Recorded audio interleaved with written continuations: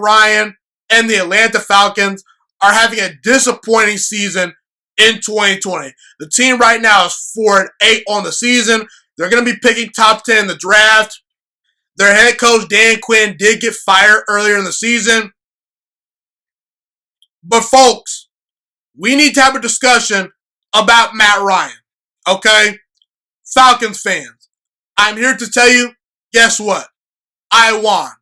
I've won the Matt Ryan battle.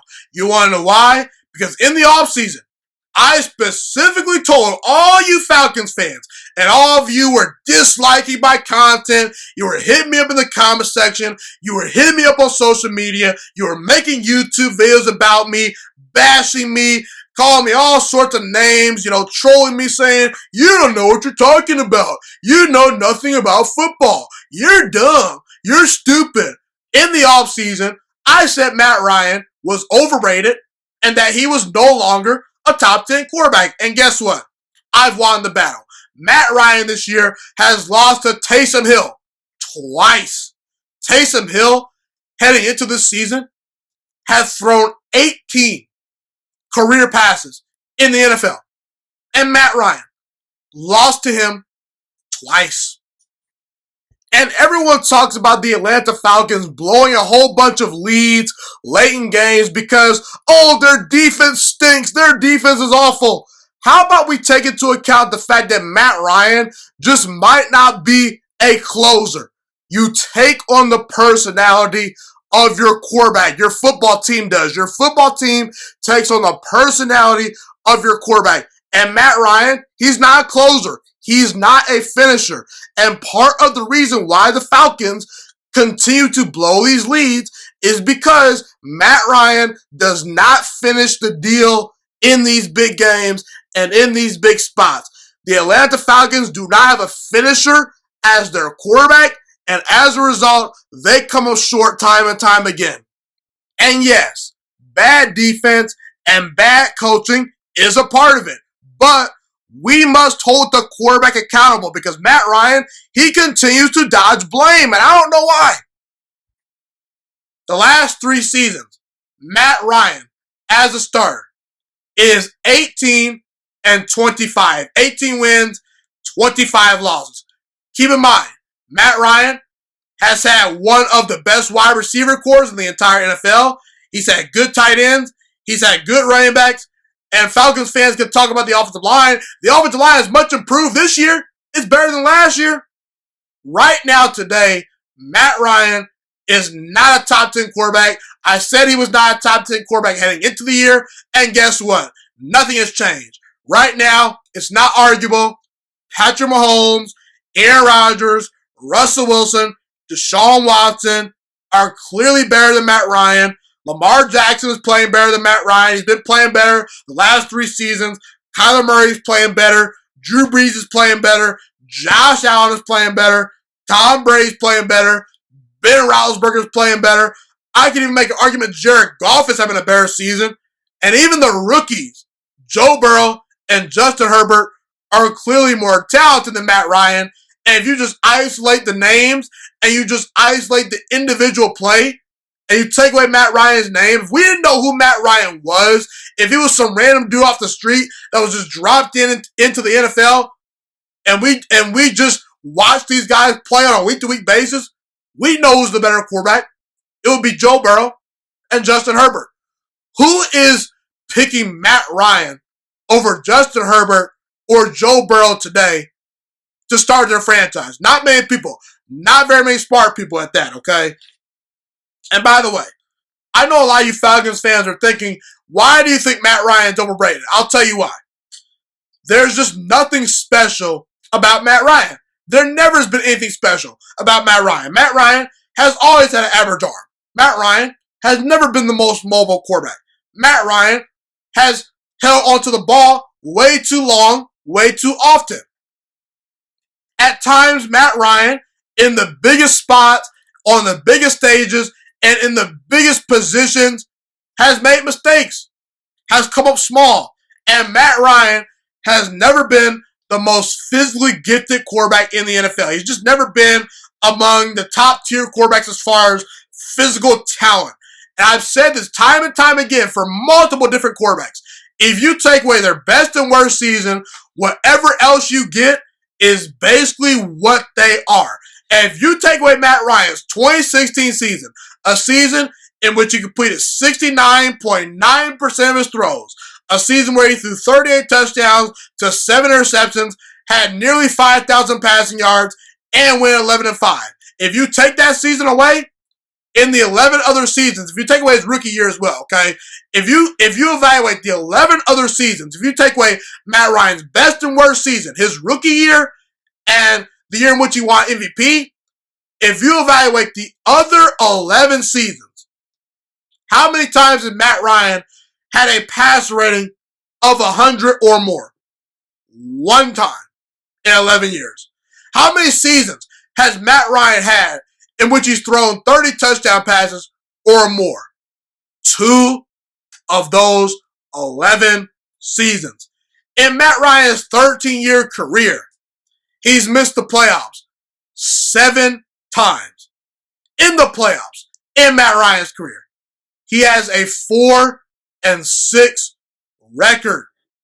Matt Ryan was a part of the biggest choke job in sports history.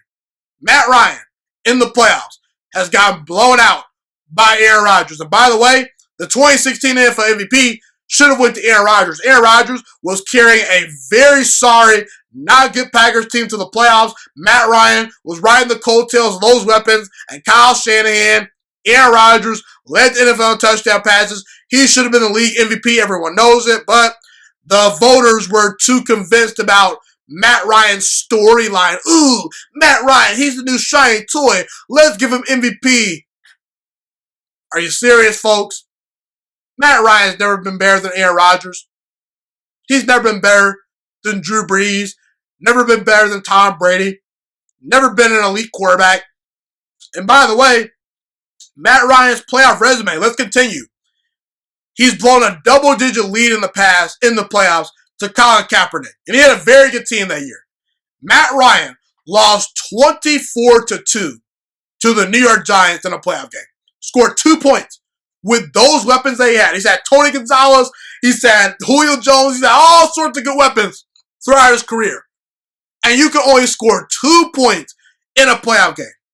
This guy, Matt Ryan, has also lost to Nick Foles in the playoffs. Everyone talks about the Falcons' defense. Well, that day versus Nick Foles, the defense only allowed 15 points. Matt Ryan can only score 10.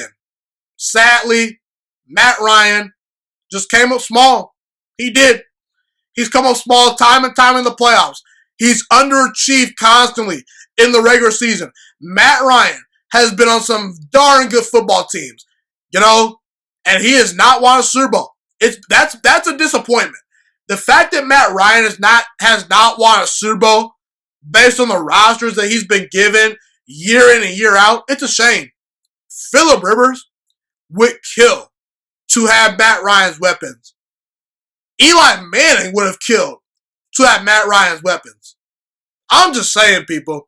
Right now, Matt Ryan, he's an overrated quarterback. He's no longer a top 10 quarterback. I take no pleasure in saying that because I think that Matt Ryan, throughout most of his prime, was actually an underrated quarterback. But when you continue to underachieve each year, when you continue to perform not great under pressure, when you continue to choke away these playoff games, eventually you have to start taking some of the blame. And it's so amazing to me how everyone just absolves Matt Ryan of criticism. They blame the coaching staff. They blame the offensive line. They blame the weapons. They blame the defense so many times when in reality, Matt Ryan has not gotten it done when it has mattered most. Matt Ryan has slowly become an overrated quarterback. He for a while was an underrated quarterback, but now Matt Ryan, he's overrated because Falcons fans, they continue to tell me he's top 10 at his position. They continue to tell me that he's great. They continue to tell me I'm a moron. Anytime I bring up Matt Ryan's struggles, guess what, Falcons fans? I've won the battle. Matt Ryan, he's no longer that great of a quarterback. He's no longer a top 10 quarterback. He's become an overrated quarterback. The Falcons probably should have traded him in the offseason because you'd be in a much better position today if you traded Matt Ryan away and maybe got things started with a young quarterback, but you didn't do that. So it is what it is. I think that the Falcons would be best served if they drafted a young quarterback this year to learn behind Matt Ryan, to sit and develop. Listen, when I say the Falcons should move on from Matt Ryan, it's really not an indictment on Matt Ryan. It's just that he's past his prime, and you've seen how far you can go with Matt Ryan as your starting quarterback. You can get to a Super Bowl. You can have a lead in the Super Bowl. But that lead was squandered, and Matt Ryan, he deserves blame for that because he stopped moving the ball in the second half. I saw that fumble that gave the Patriots a great opportunity to win the game, okay? That fumble was not ideal. It put Tom Brady right in position to score an easy 7 points, and the Patriots, they were right back in the ball game. Matt Ryan did not get it done when it mattered most in the playoffs. The Falcons have reached their peak with Matt Ryan. So in reality, people, Matt Ryan, he's an overrated quarterback. He's no longer a top 10 quarterback. And Falcons fans, guess what? I won the battle. You owe me an apology. Thank you so much for watching this video today. Please also note that the Juiciest Sports Podcast is not just a YouTube channel. It is available on all podcasting platforms, including Spotify, Google Podcasts, iTunes, and Apple Podcasts. Also, if you enjoyed this video, be sure to like, comment, subscribe, and share this content with all your friends. This podcast is my favorite thing in the entire world right now. It is my passion. And I want more people to listen to this podcast. I really want this podcast to grow.